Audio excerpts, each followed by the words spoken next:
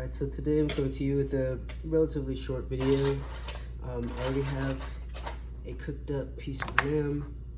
I did it in the air fryer, so I'm just showing you how to make a taco at home. For some reason, a lot of people either just don't do it or don't know how to do it. As you can see, it's a nice medium well, which is perfect, and you can smell it.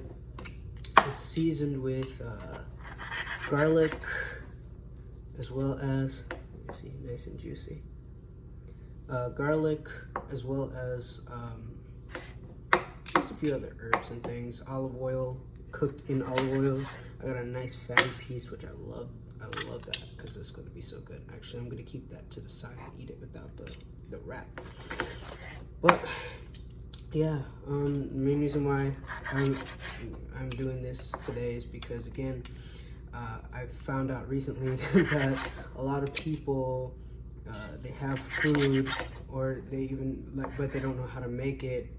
And it's kind of funny to me because you can, if there's a will, there's a way. I understand that, you know, there's a science to it, to a degree, you know, there's a science, but it's one of those easy things. Boom. So, now I'm finished with this. I think I'm gonna keep this just like that. Ooh, I got some bone marrow. I got lucky, baby. You see that right in there? That is the most delicious shit ever. Like, it's fatty and it's good, and it's from a lamb, so.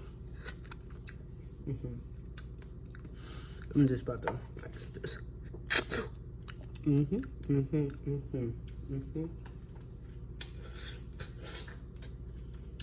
I'll save that for a puppy.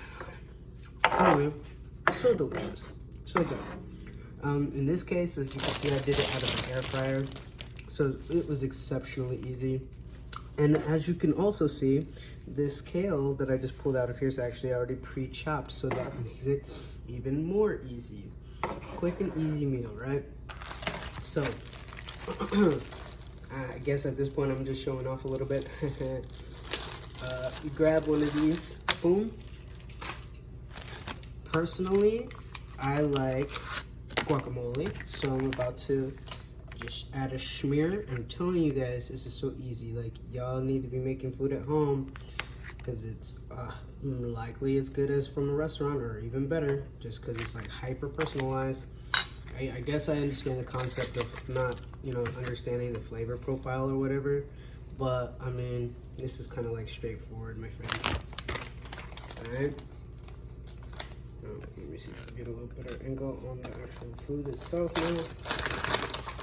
Just added that inside there. I got some natural Mexican style tri cheese, so I like mild cheddar. I also like sharp cheddar, but lately I've just been wanting like a more easy cheddar. And last but not least, we got some of the cuts.